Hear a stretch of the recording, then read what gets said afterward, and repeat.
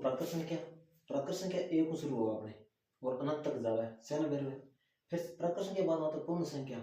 तो सिर्फ प्राकृत संख्या में अगर आप एक जीरो ऐड कर दें तो वो क्या बढ़ जाए अपने पूर्ण संख्या।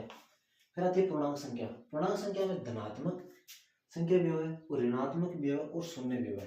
तो यानी पूर्णांक संख्या है वो ऋणात्मक भी होगी, धनात्मक भी होगी और शून्य भी होगी। फिर आती है प्रीमय संख्या। प्रीमय संख्या किसे कहते हैं? तो देखो जो p बटा q के रूप में हो यानी अंश बटा हर के रूप में, और जो हर वो जीरो बराबर नहीं होना चाहिए, तो वो आपने क्या हो जाएगी प्रीमय संख्या। ठीक है। और फिर आती है वास्तविक संख्या।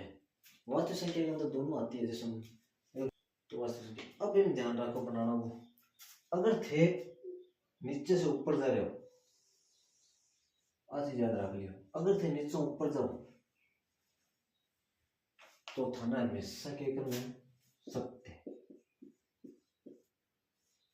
यानी अपन कोई स्टेटमेंट देगा, अपन पूछे सत्य असत्य कथन पूछेगा, और बैंक अंदर अपन एक स्टेटमेंट देगा कि वो कथन सत्य है या असत्य है। तो बैंक अंदर अब कोई भी स्टेटमेंट दे, यानी ऊपर अगर नीचे से ऊपर की तरफ जा रहे हैं तो वो हमेशा वह स्टेटमेंट सत्य होगा। जैसे मान लो स्टेटमेंट क्या आ गया, जैसे ऊपर से नीचे की तरफ जा रहे हैं वो स्टेटमेंट हो गया। अब के स्टेटमेंट पूछेगा अपन ये मान लो कि सभी प्राकृत संख्या पूर्ण संख्या होती है, तो बिल्कुल हो गया पूर्ण संख्या के अंदर ही तो है, यानी छोटो संडो है मायने आ रही है। यानी सभी प्राकृत संख्या सभी के पूर्ण संख्या के अंदर ही है, तो सभी प्राकृत संख्या पूर्ण संख्या होती है तो सत्य है। सभी प्राकृत संख्या पूर्णांक संख्या तो भी सत्य है, क्योंकि जब सभी प्राकृत संख्या पूर्ण संख्या है और पूर्ण संख्या सभी पूर्ण संख्या क्या पूर्णांक संख्या है, मतलब तो प्राकृत संख्या भी क्या आ जाएगी अपनी पूर्णांक संख्या आ जाएगी। तो ये बात भी कह सकते हैं। ये ऐसे पूछ लिया जाए कि सभी प्राकृत संख्या प्रीमय संख्या होती है, तो बिल्कुल हो है, अब बात भी कह सकते हैं।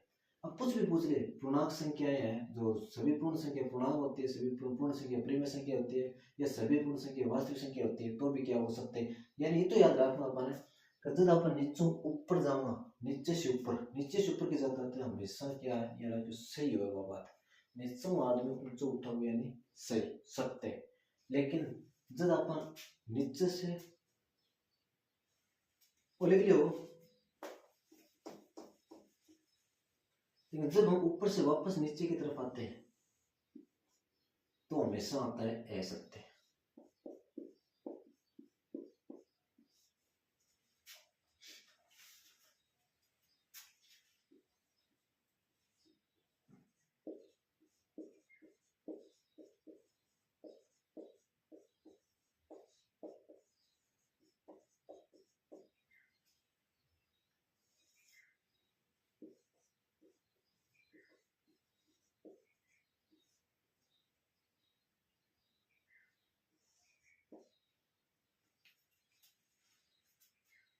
यानी जब नीचे से ऊपर की तरफ जाएंगे और जो हमें कथन या स्टेटमेंट दिया होगा वो क्या होगा हमेशा सत्य होगा।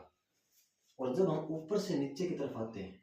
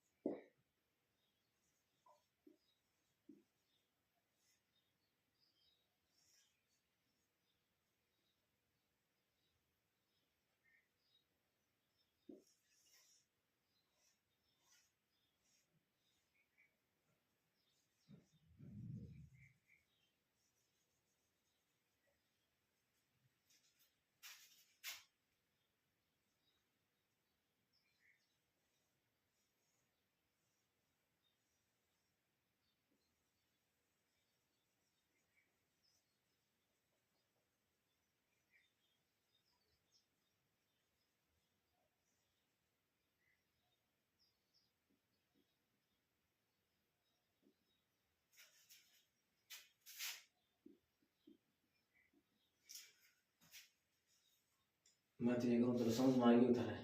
यानी जब भी कोई अपन स्टेटमेंट अब कोई भी क्वेश्चन पूछ ले, क्योंकि अंदर बहुत सारे क्वेश्चन बना सका आप, तो अब थाने कोई भी क्वेश्चन पूछ ले थाने तो याद रखना है। अगर अपन नीचे ऊपर की तरफ जा रहे हैं मतलब ऐसी चीज याद रखनी पड़ेगी, प्राकृत संख्या प्राकृत के बाद में पूर्ण संख्या के बाद पूर्णांक संख्या पूर्णांक के बाद में प्रीमियर वास्तविक संख्या।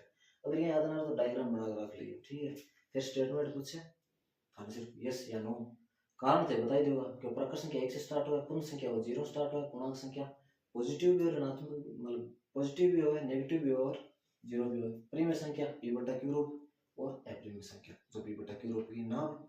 तो याद रखिए नीचे से ऊपर की ओर जाने पर कथन हमेशा सत्य होगा और ऊपर से नीचे की तरफ आने पर कथन हमारा असत्य होगा। वैसे तो देखो क्या सभी वास्तविक संख्याएं प्राकृत संख्या होती है, तो वास्तविक संख्या प्राकृत संख्या उसका है, सारी वास्तविक संख्या जरूरी होने के मतलब वास्तविक संख्या प्राकृत वास्तविक संख्या भी प्राकृत संख्या होती है, लेकिन सभी वास्तविक संख्या प्राकृत संख्या नहीं होती। तो असत्य सभी परिमेय संख्या प्राकृत संख्या है असत्य, सभी पूर्णांक संख्या प्राकृत संख्या होती है असत्य, क्योंकि पूर्णांक के अंदर नेगेटिव आता है जबकि प्राकृत संख्या के अंदर नेगेटिव संख्या होती नहीं है, तो ये क्या हो गया असत्य। पूर्ण संख्या सभी पूर्ण संख्या प्राकृत संख्या होती है तो भी असत्य। तो आपको इतना याद रखना है कि अगर नीचे से ऊपर की ओर जाएंगे तो कथन सत्य होगा और ऊपर से वापस नीचे की तरफ आएंगे तो कथन हमारा असत्य होगा। इसका स्क्रीनशॉट आप